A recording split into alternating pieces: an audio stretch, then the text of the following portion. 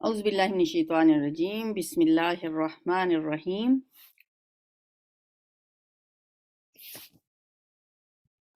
ہاں جی کلاس، جیسا کہ آپ کو پتہ ہے ہماری اس کلاس کا مقصد کیا ہے، آبجیکٹیو کیا ہے، یہ کلاس ہم کیوں لیتے ہیں۔ میں نے آپ کو پہلے بھی بتایا تھا کہ جیسا کہ سینٹ نے ایک بل پاس کیا ہے کہ ہماری تمام سٹوڈنٹس جو کہ یونیورسٹی سے ڈگری لیتی ہیں ان سب کے لیے لازمی قرار دیا گیا ہے کہ قرآن اینڈ سیرہ کا ایک کورس وہ کریں گے، یعنی کہ بنیادی معلومات قرآن کے بارے میں اور حدیث کے بارے میں۔ اس سلسلے کی آج ہماری پہلی کلاس ہے، اس میں ہم بات کریں گے قرآن کے بارے میں، انشاءاللہ نیکسٹ کلاس میں پھر ہم سیرہ کے بارے میں بات کریں گے۔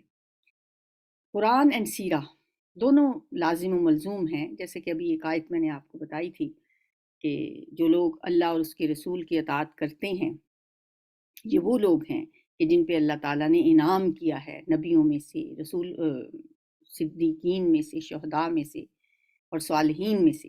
چار قسم کے لوگ ہیں جو انعام یافتہ لوگ ہیں، جن کا ہم جب سورۃ فاتحہ پڑھتے ہیں نماز میں تو اللہ تعالیٰ سے مانگتے ہیں کہ یا اللہ اہدنا الصراط المستقیم، ہمیں سیدھا رستہ دکھا، صراط الذین انعمت علیہم، ان لوگوں کا رستہ دکھا جن پہ تو نے انعام کیا ہے، انعام یافتہ لوگوں کا رستہ دکھا۔ تو انعام یافتہ لوگ یہاں پہ اللہ تعالیٰ نے بتائے ہیں کہ انعام یافتہ لوگ کون سے ہیں، جو من النبیین والصدیقین والشہداء والصالحین۔ ایک تو انبیاء ہیں، وہ انعام یافتہ ہیں، یا اللہ ہمیں ان کے رستے پہ چلنے کی توفیق دے۔ پھر صدیقین ہے، جیسے ابوبکر صدیق سچے۔ پھر شہداء جو گواہی دیتے ہیں حق کی، یا جو اللہ کے رستے میں اپنی جانوں تک کا نذرانہ پیش کر دیتے ہیں۔ والصالحین جو صالح لوگ ہیں۔ تو مین چیز کیا ہے، من یطع اللہ والرسول، جو اللہ اور اس کے رسول کی اطاعت کرتا ہے۔ اللہ کی اطاعت کرنے کے لیے ہم اللہ کی کتاب کی طرف رجوع کرتے ہیں، اور رسول کی اطاعت کے لیے سنت رسول کی طرف رجوع کرتے ہیں۔ ویسے تو ظاہر ہے رسول بھی اللہ ہی کے ساتھ بندوں کو جوڑتے ہیں، اللہ ہی کی کتاب، ان کی بعثت کا مقصد بھی یہی ہوتا ہے، یعلمہم الکتاب والحکمہ ویزکیہم، وہ بھی لوگوں کو کتاب و حکمت کی تعلیم ہی دیتے ہیں۔ یتلو علیہم آیات ہی، اللہ کی آیات کی تلاوت کر کے ان کو سناتے ہیں اور اللہ کے ساتھ بندوں کو جوڑتے ہیں۔ یہ جو اللہ کی کتاب ہے، یہ جو آپ کو اسکرین پہ نظر آ رہی ہے، قرآن کریم، یہ وہ کتاب ہے جو اللہ تعالیٰ نے کتاب ہدایت بنا کے دنیا میں بھیجی۔ جیسا کہ جب انسان کو دنیا میں بھیجا تھا تو اللہ تعالیٰ نے کیا فرمایا تھا، فَإِمَّا يَأْتِيَنَّكُم مِّنِّي هُدًى فَمَن تَبِعَ هُدَايَ فَلَا خَوْفٌ عَلَيْهِمْ وَلَا هُمْ يَحْزَنُونَ۔ لوگوں دنیا میں جاؤ، لوگوں کیا کون تھے اس وقت؟ حضرت آدم علیہ السلام تھے اور حوا علیہ السلام تھی۔ جب ان کو دنیا میں بھیجا، اللہ نے کہا تمہارے پاس میری طرف سے ایک ہدایت آئے گی، جو کوئی اس ہدایت کی پیروی کرے گا پھر نہ اسے کوئی غم ہوگا، نہ کوئی حزن ہوگا، نہ پریشانی ہوگی، لیکن جو شخص اس ہدایت کی پیروی کرے گا۔ اب وہ ہدایت کیا ہے، وہ بھی اللہ نے ہمیں خود ہی بتا دیا، اور ہمیں یہ بھی طریقہ بھی سکھا دیا کہ ہر روز وہ ہدایت مجھ سے مانگو بھی۔ ہر شخص ہر نماز کی ہر رکعت میں اپنے رب سے کیا کہتا ہے، اہدنا الصراط المستقیم، یا اللہ مجھے صراط مستقیم دکھا، مجھے ہدایت عطا فرما، مجھے سیدھے رستے کی طرف ہدایت دے۔ یہ جو رائٹ پاتھ ہے، یہ جو صراط مستقیم ہے، اس کی طرف ہم ہدایت مانگتے ہیں، اس کی طرف ہم رہنمائی مانگتے ہیں۔ اہدنا، ہمیں ہدایت دے۔ پھر اللہ اس کا جواب فوراً دیتے ہیں، فوراً مین کہ ہمارے پاس جو مصحف قرآن ہے، سورہ فاتحہ کے فوراً بعد نیکسٹ پیج پہ سورہ بقرہ آتی ہے، جس میں اللہ فرماتے ہیں ذالک الکتاب، یہ ہے کتاب، لا ریب فیہ، جس میں شک بھی کوئی نہیں، ہدی للمتقین، یہ کتاب متقین کو ہدایت کرتی ہے، یہ متقین کے لیے ہدایت ہے، یہ ہدایت ہے، تم نے ہدایت مانگی ہے تو یہ ہے کتاب۔ لیکن ہدایت ملے گی تب جب اپنے اندر تقوی کی صفات پیدا کرو گے، جب متقی بن جاؤ گے۔ ایک جگہ پہ آتا ہے تبصرۃ و ذکریٰ لکل عبد منیب، یہ جو یاد دہانی ہے نا، یہ جو کتاب ہے، یہ صرف اس شخص کے لیے نصیحت ہے جو عبد منیب بنے گا۔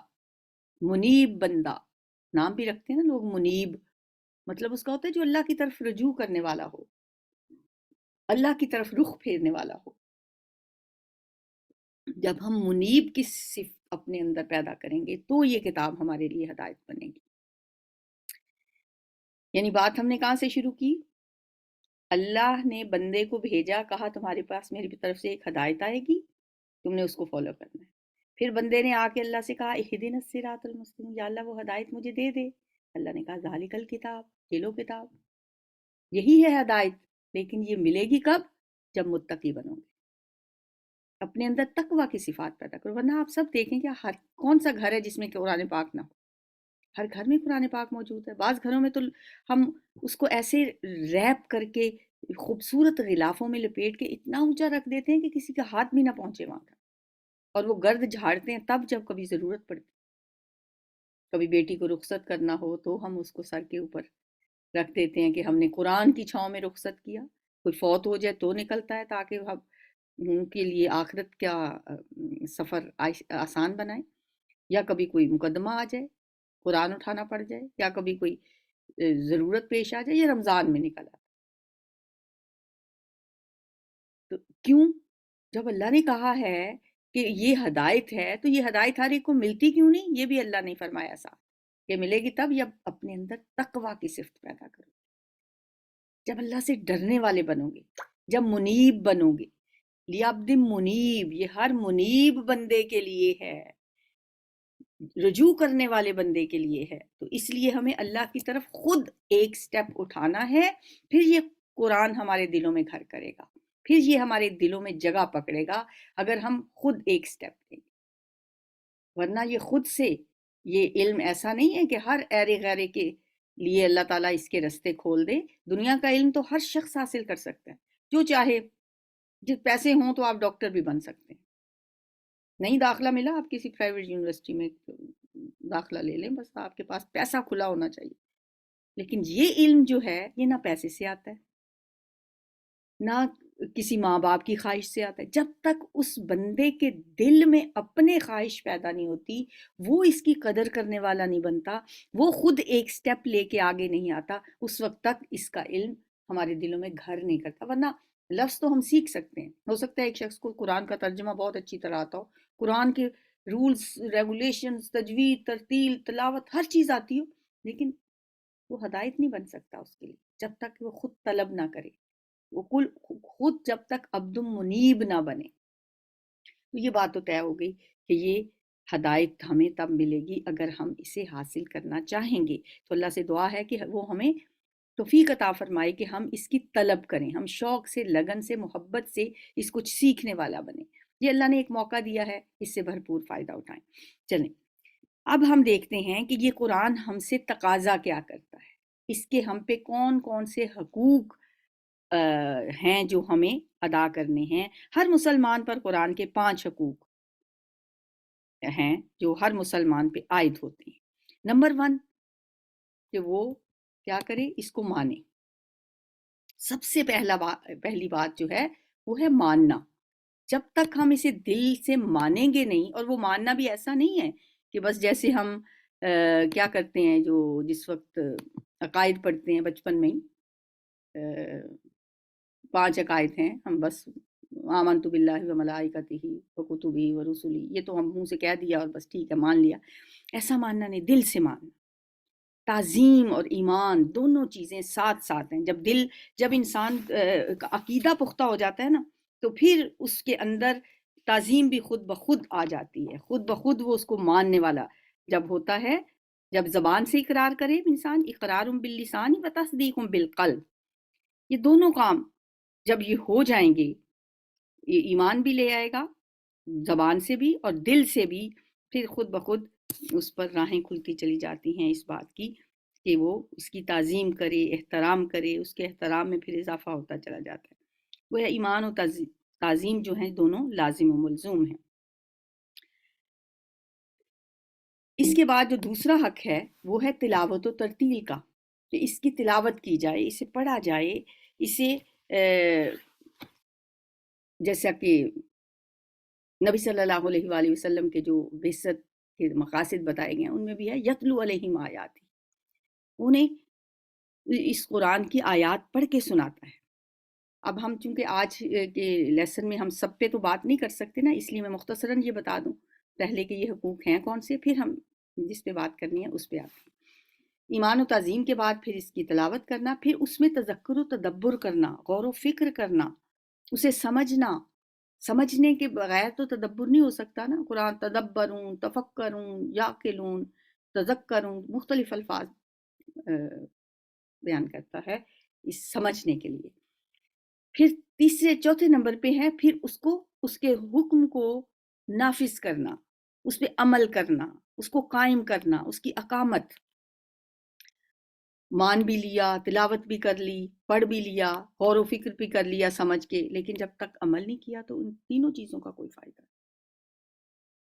اس کتاب کے نزول کا مقصد تو عمل ہے، اور چوتھا اس کا حق ہے کہ اس پہ عمل کیا جائے۔ اب عمل کر کے بھی ابھی ہم فارغ نہیں ہوئے۔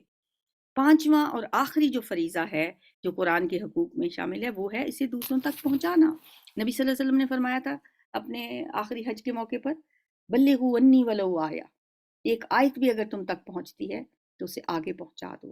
اب یہ ہماری ہی ذمہ داری ہے۔ اب کوئی پیغمبر نہیں آئے گا، کوئی رسول نہیں آئے گا جو اسے آگے پہنچائے۔ آگے پہنچانے کا فریضہ بھی ہمیں ہی سر انجام دینا ہے۔ تو لہٰذا یہ پانچوں حقوق قرآن کے ادا کرنے ہیں۔ اچھا، آج کچھ اسٹوڈنٹس اگر اب ایڈ نہیں ہو رہی ہیں اس میں تو کوئی بات نہیں، میں آپ کو اس کی ریکارڈنگ بھیج دوں گی۔ میرا خیال ہے کہ اس کی لمٹ ہے 100 اسٹوڈنٹس تک۔ اچھا جی، اب پہلا حق تھا ماننا، دوسرا حق ہے تلاوت و ترتیل۔ آج ہم بات کریں گے تلاوت و ترتیل کے بارے میں۔ اب ہم دیکھیں کہ قرآن کو ترتیل سے پڑھنے کا جو اللہ تعالیٰ نے حکم دیا ہے کہ ورتل القرآن ترتیلا، سورہ مزمل میں آتا ہے، قرآن کو ترتیل کے ساتھ پڑھو، ٹھہر ٹھہر کے پڑھو۔ اس کا کیا مطلب ہے؟ کیوں پڑھنا ہے ترتیل کے ساتھ؟ اس لیے کہ ہمیں اللہ تعالیٰ نے حکم دیا ہے اس کو ترتیل سے پڑھنے کا۔ اس لیے بھی کہ اگر ہم ترتیل سے نہیں پڑھیں گے، صحیح طریقے سے نہیں پڑھیں گے، تو ہم بعض الفاظ ایسے ادا کر لیں گے جن کے مفہوم بدل جائیں گے، معنی بدل جائیں گے۔ ترتیل سے پڑھنے کا میں ابھی آپ کو اس کی ڈیفینیشن بھی بتاتی ہوں۔ مطلب ہوتا ہے کہ ہر حرف کو ویسے ہی ادا کیا جائے جیسا کہ اس کا حق ہے۔ اب حق ہے کہ قلب کو قاف کے ساتھ پڑھا جائے، اسے کاف کے ساتھ نہ پڑھ لیا جائے۔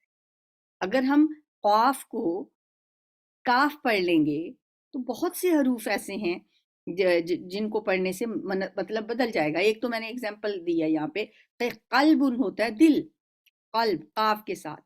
اگر ہم اس حرف کو قاف کو صحیح ادا نہیں کریں گے تو اس کو کاف پڑھ لیں گے، اور کاف پڑھنے کا مطلب کیا ہوگا؟ قلب، قلب کہیں گے تو اس کا مطلب ہو جائے گا کتا۔ یہ ایک مثال ہے۔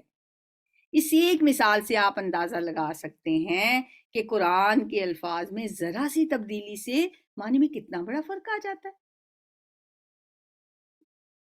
ٹھیک ہے، اس طرح سورہ اخلاص تو ہم ہر روز پڑھتے ہیں، قل هو اللہ احد۔ اگر ہم اس میں بھی قاف کی بجائے کاف پڑھ لیں تو ہم پڑھیں گے قل هو اللہ احد۔ تو کل کا مطلب تو ہوتا ہے کھا لو، جیسے اردو میں بھی ہے نا اکل حلال، حلال کھانا، اکالا، تو اس کا مطلب ہو جائے گا کھا لو۔ تو اس صورت میں پہلی آیت کا ترجمہ پھر کیا ہوگا؟ کھا لو وہ اللہ ایک ہے، استغفر اللہ۔ تو اس سے کیا پتا چلا کہ ہمیں ہر حرف کو اس کا حق دینا ہے، ہر حرف کو ویسے ادا کرنا ہے جیسا کہ وہ ہے۔ اب لفظ آپ تجوید سنتے ہیں، ترتیل کا لفظ آپ نے کم سنا ہوگا، تو تجوید کیا ہے؟ تجوید کی عام فہم جو تعریف ہے وہ ہے، آگے میں آپ کو بتاتی ہوں، سوری شاید ادھر لکھی نہیں ہوئی، عرب کا لب و لہجہ اپنانے کے لیے، نہیں سوری اس سے پہلے میں آپ کو اس کی تجوید کا بتا دوں مفہوم۔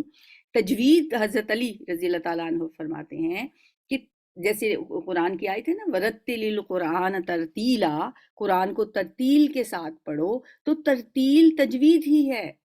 تجوید اور ترتیل کا مطلب تقریباً ایک ہے کہ ہر حرف کو ایسے ادا کیا جائے جیسا کہ اس کا حق ہے۔ اور دوسری بات تجوید میں یہ آتی ہے کہ جہاں پہ رکنا ہے وہاں روکا جائے، جہاں پہ نہیں رکنا وہاں پہ نہ روکا جائے۔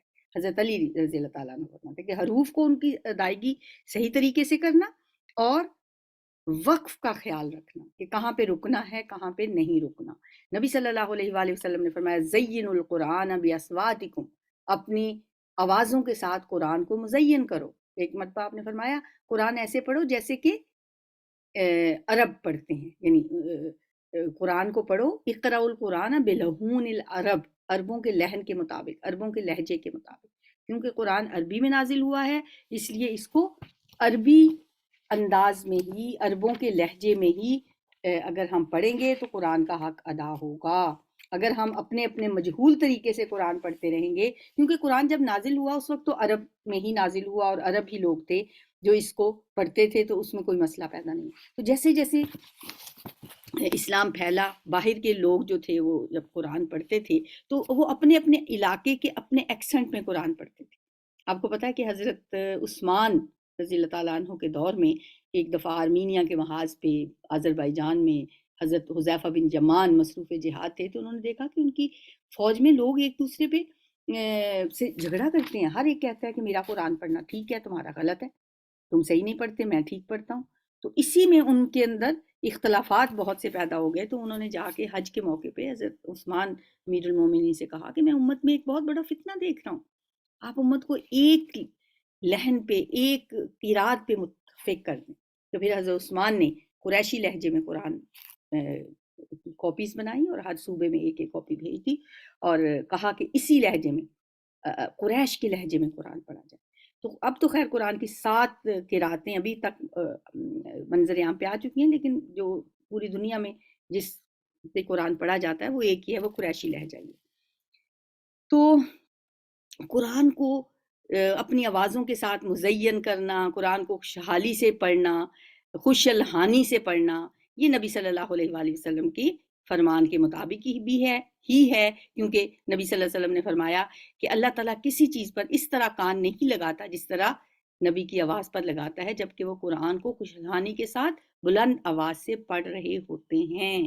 اس لیے ہمیں پوری توجہ سے یہ محنت کرنی چاہیے کہ ہم قرآن کو خوبصورت انداز میں خوش الحانی کے ساتھ پڑھنے کے قابل ہو سکیں۔ تو اس کے لیے ضروری ہے کہ ہم 2 کام کر لیں، ایک تو یہ کہ ہم قرآن کو کے جو بیسک رولز ہیں تھوڑے سے وہ سیکھ لیں، اور دوسرا یہ کہ مخارج کے ساتھ حروف تہجی سیکھ لیں۔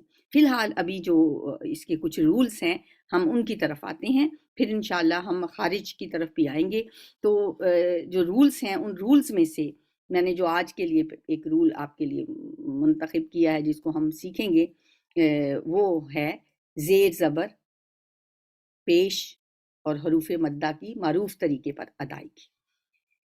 حرکات ثلاثہ کہا جاتا ہے زیر زبر پیش کو، یعنی 3 حرکات۔ حرکت کیا ہوتی ہے؟ ایک حرف ہوتا ہے جو بالکل سائلنٹ ہوتا ہے، جیسے اگر آپ با لکھتے ہیں اس کے اوپر کوئی حرکت نہیں ہے تو اسے آپ کو نہیں پتا اس کو اوپر کی طرف حرکت دینی ہے یا نیچے کی طرف دینی ہے۔ جو ہی ہم اس کے اوپر کوئی حرکت ڈال دیں گے، اوپر ڈالیں، نیچے ڈالیں، یا الٹی یا پیش ڈال دیں، تو اس کو حرکت مل جائے گی کہ اس نے کس طرف کو اس کی ساؤنڈ جائے گی۔ تو اس لیے ان کو حرکات ثلاثہ کہا جاتا ہے۔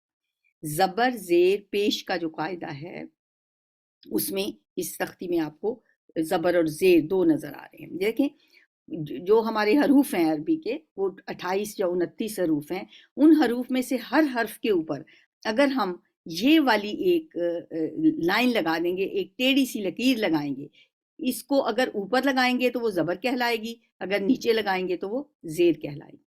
ٹھیک ہے؟ اب جیسے اوپر زبر لگائی گئی ہے یہاں پہ با زبر با، تا زبر تا، تا زبر تا، ان کو جب پڑھا جاتا ہے ان کو لمبا نہیں کیا جاتا بہت زیادہ، بس ایسے ہی جیسے ایک انگلی اٹھاتے ہیں، با تا تھا، اس کو با تا تھا پڑھیں گے تو یہ غلط ہو جائے گا۔ اور یہی ہمارے ہاں قرآن پڑھنے والے لوگوں میں جو غلطیاں ہوتی ہیں، ان میں سے جو میرا ذاتی خیال ہے ان میں سے 60-70% غلطی یہی ہوتی ہے کہ وہ ان حرکات کو لمبا کر لیتے ہیں، یا جس کو لمبا کرنا ہوتا ہے اس کو حرکت بنا دیتے ہیں، مد کو حرکت بنا دیتے ہیں، حرکت کو مد بنا دیتے ہیں۔ یہ غلطی بہت کامن ہے۔ اگر آج آپ یہ چیز سیکھ لیتے ہیں اور تھوڑی سی پریکٹس کر لیتے ہیں تو آپ کا 50% قرآن ٹھیک ہو جاتا ہے۔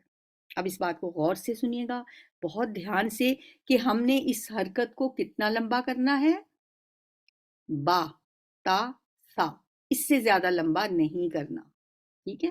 با زبر با، تا زبر تا. اب یہ تین حروف ہیں، تینوں کے اوپر صرف حرکت ہے زبر کی، تو اس کو ہم کیسے پڑھیں گے؟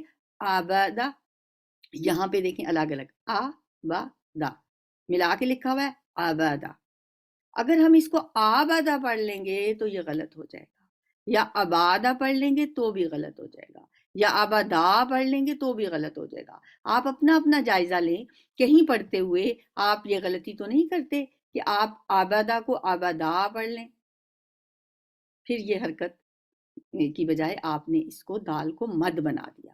اسی طرح آپ دیکھیں آ ما را، اکٹھا پڑھیں گے آمارا. اب اس آمارا کو ہم اگر آمارا پڑھ لیں غلط، امارا پڑھ لیں غلط، امارا پڑھ لیں تو بھی غلط. یہ صحیح کیسے ہے؟ آمارا، ماراجا، تھامارا، فعلا، رفاسا، آباسا. ان میں سے کسی حرکت کو دوسری سے لمبا نہیں کرنا، تینوں نے سیم رہنا ہے. اسی طرح زیر ہے، جب یہ نیچے آ جائے گی حرکت تو وہ زیر کہلائے گی. بازر بھی، تازر تی، تازر تھی، اس کو بی تی سی نہیں پڑھنا. اے بیلی. اچھا اب یہاں پہ جو پریکٹس ہے اس میں زبر بھی آ رہی ہے، زیر بھی آ رہی ہے. یہ تو ای بیلی، اس میں تو صرف زیر ہے. یہاں پہ یا لیجا. اب اگر یا لیجا پڑھیں گے تو غلط، یا لیجا پڑھیں گے غلط، یا لیجا پڑھیں گے تو غلط. صحیح کیا ہوگا؟ یا لیجا. صافیہ، حسیبہ، لامینا، مالاکی، فالاقی. ٹھیک، تو یہ ہو گئی زبر زیر اور پیش، سوری زبر اور زیر، یہ ہے پیش. اب پیش میں کیا ہے کہ ایک یہ والا اس کی سائن ہوتا ہے، اس کو بھی اتنا ہی لمبا کرتے ہیں. با پیش بو، تا پیش تو، تا پیش تو. دیکھیں اردو میں بھی اسی طرح سے ہوتی ہیں یہ جو ساری حرکات ہیں نا، نیچے ان کی اردو میں بھی مثالیں دی ہوئی ہیں. اب اردو میں بھی پیش جو ہم جہاں پہ ہوتی ہے، خیر ہم تو لگاتے ہی نہیں، ہمیں پتہ ہوتا ہے، انڈرسٹوڈ ہوتا ہے کہ یہاں پہ پیش ہے، لیکن ہم اس کو لمبا نہیں کرتے، بو کہہ کے نہیں بولتے. جیسے رسول اردو کا بھی لفظ ہے، تو یہ بالکل ویسے ہی ہے، رسولو. اس کو رسولو نہیں کہیں گے، اس کو رسولو بھی نہیں کہیں گے، اس کو رسولو بھی نہیں کہیں گے. اگر رسولو کہہ دیں گے تو مطلب ہی اور ہو جائے گا. ٹھیک ہے، وہ رسول ایک رسول ہو جائے گا، یہ تو جمع ہے رسولو. اور روبو اتنی ہی لمبائی ہے اس کی بھی جتنی زبر زیر کی تھی. سوبولو، وجیدہ.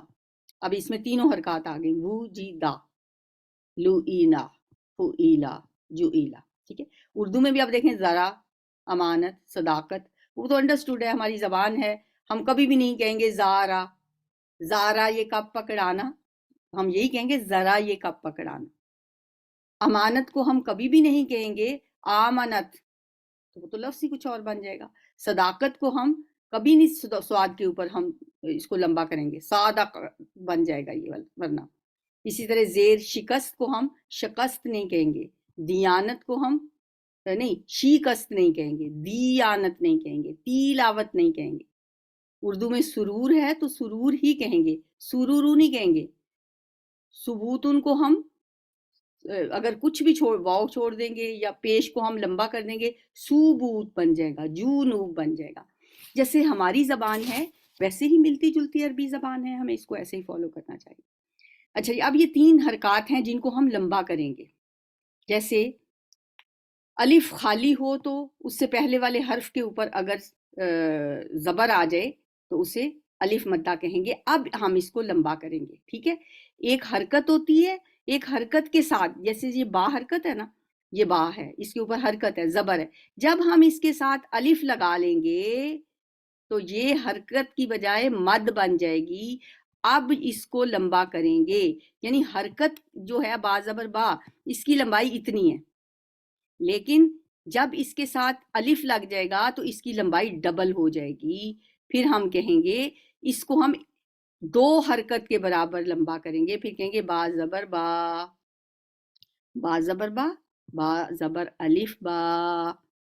ٹھیک ہے، اس کی آپ پکچر بھی اپنے پاس لے لیں، یعنی حرکت کتنی ہوتی ہے یہ ہے اس کی لمبائی، اگر آپ ماپ کے بھی دیکھ لیں. تو اس کو با زبر با پڑھیں گے. جب اس کو ڈبل کر دیں گے تو یہ بن جائے گی با زبر الف با. تو یہ ایک الف بن گیا. 2 حرکت از اکول ٹو ایک الف. ہم کہتے ہیں الف مدہ کو ہم ایک الف کے برابر لمبا کرتے ہیں یا 2 حرکت کے برابر لمبا کرتے ہیں. ٹھیک ہے.